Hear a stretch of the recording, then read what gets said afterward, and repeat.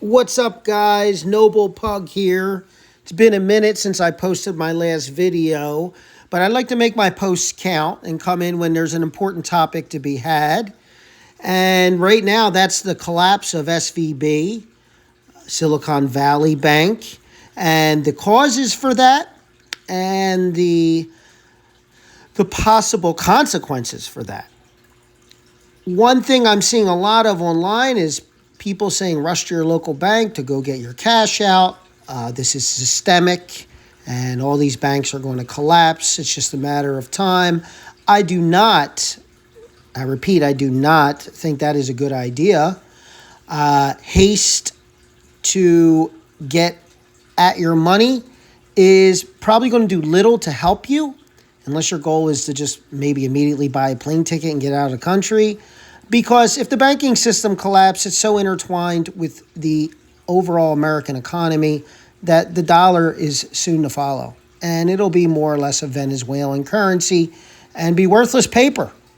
We are no longer on the gold standard. We left it in 1964, which I'll touch on later.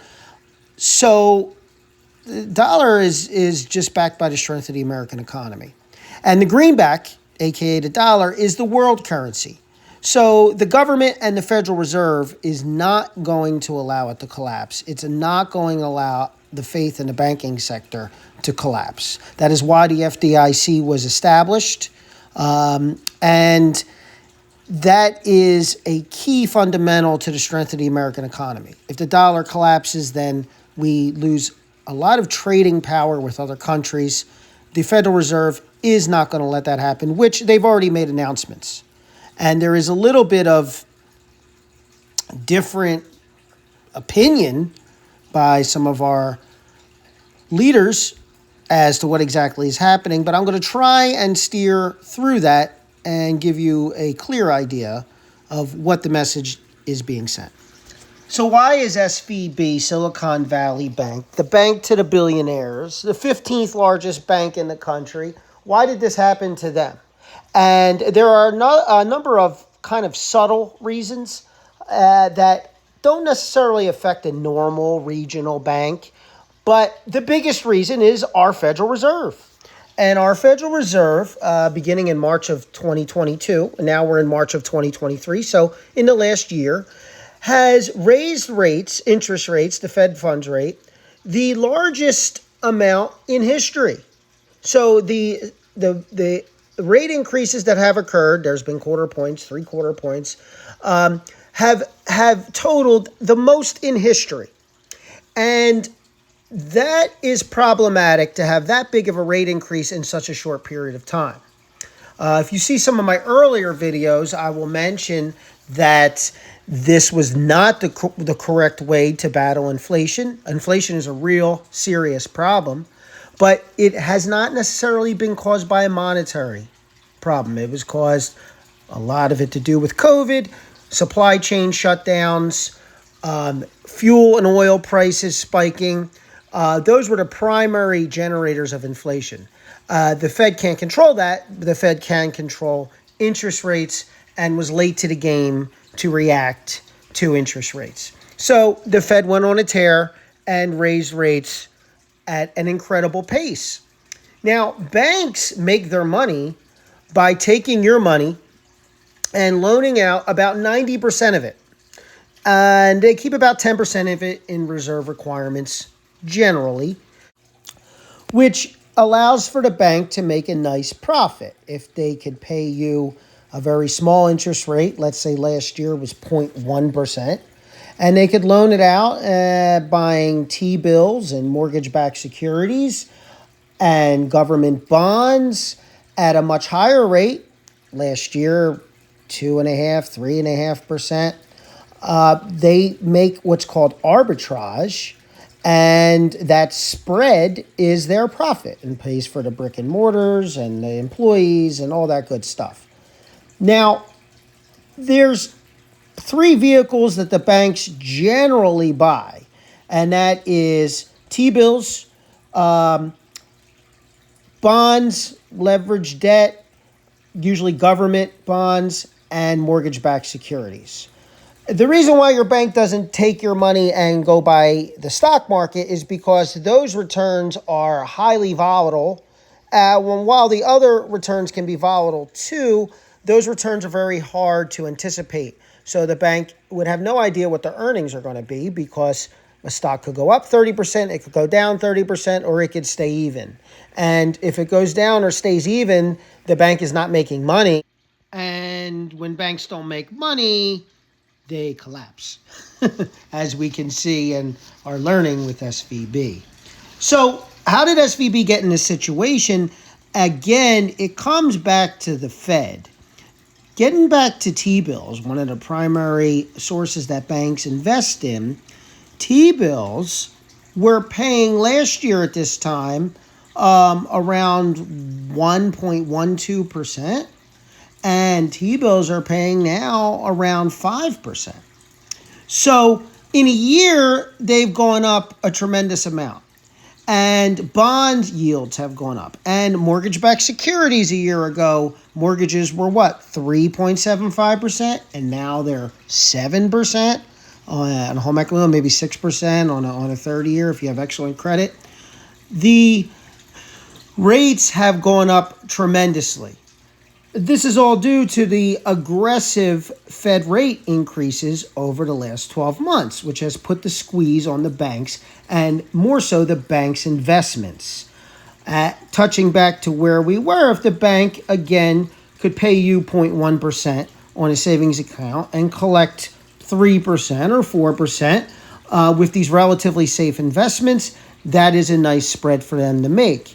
However, these investments have a direct correlation in their present value with the current market interest rates. So, if you buy a bond that, let's say, is paying 4%, and the interest rates at that time are 4%. However, a year later, bonds are paying 8% because of interest rate increases. Guess what? Nobody wants to buy your 4% bond anymore. So your bond will sell at a discount. And if you bought the bond at, let's say, $1,000, and now interest rates have doubled, well, guess what? Maybe your bond's only worth $500 because people will buy at a discount. Who's going to go and pay you full price, par, on that bond that's only paying 4%? When they can just go out and buy an 8% bond right now. So that $1,000 bond may now be only worth $500 because people can get twice the yield on a new bond. And that happened in a very short period of time. This squeezed the banks. This squeezed SVB and, frankly, has squeezed other banks as well. However, SVB, let's go back, is the bank to the billionaires. So other banks may have deposit accounts in the thousands or hundreds of thousands, and the average account size is a working stiff, right? So maybe a few $100, a few $1,000. The average account size with SVB, Silicon Valley Bank, is millions. And to $250,000 FDIC protection works for 90% of the population in the United States. But when you have millions, that $250,000 doesn't do much. And when people in Silicon Valley, savvy people, engineers, computer programmers, people that have an interest in what's going on with monetary policy, start to maybe feel a little squeamish, they're not pulling out a few $1,000s, they're pulling out a few $1 million. So as you can see, a bank like SVB is particularly susceptible to a bank run and a collapse more so than an everyday regional bank that is handling more of a working class amount of deposit accounts. So that is some good news as to why you don't have to worry so much about your local bank having the same problems, because unless you maybe live in one of the most expensive zip codes in the country and all your neighbors are multi-millionaire billionaires, then the average person's not keeping $50 million in their savings account. And so a normal bank could weather a bank run much easier closing out small accounts than a bank that has less accounts with more money in each one. Now, with that being said, the Fed is still going to bail them out. And they announced Sunday evening that they are going to do a loan to bail out these banks. And this loan, specifically referred to as the Bank Term Funding Program, BTFP, will lend out billions to banks as long as they continue to invest in all the same mortgage-backed securities, T-bills, treasury notes, government bonds, all that good stuff, in order to bridge the gap.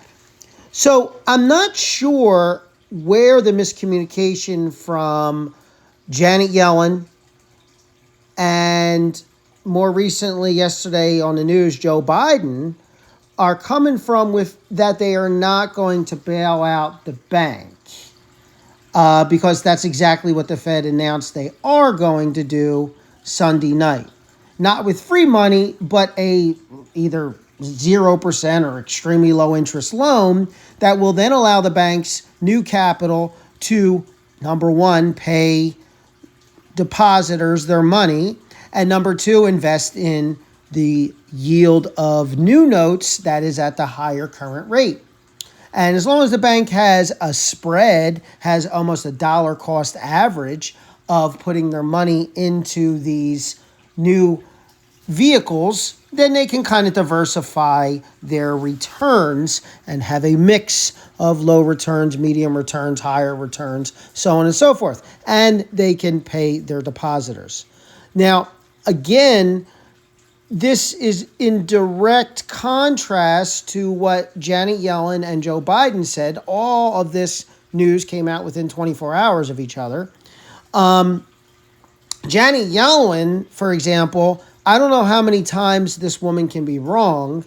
She is the Treasury Secretary. She is the one woman, if you see some of my other videos, who said before that inflation was just a temporary thing and would be no big deal. She said that about a year ago when, we went on to massive hyperinflation. And she thought that would just be a temporary thing. And now she says within 24 hours, we won't be bailing out this bank or banks. But that seems like exactly what the Fed is doing with this loan. And Joe Biden as well did a press release on the news yesterday.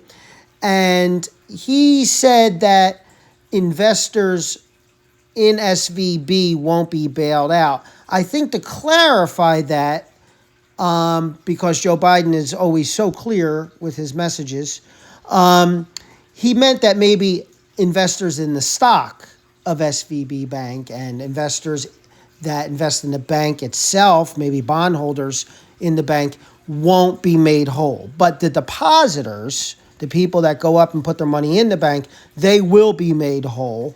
And he probably could have done a better job of clarifying that on the news.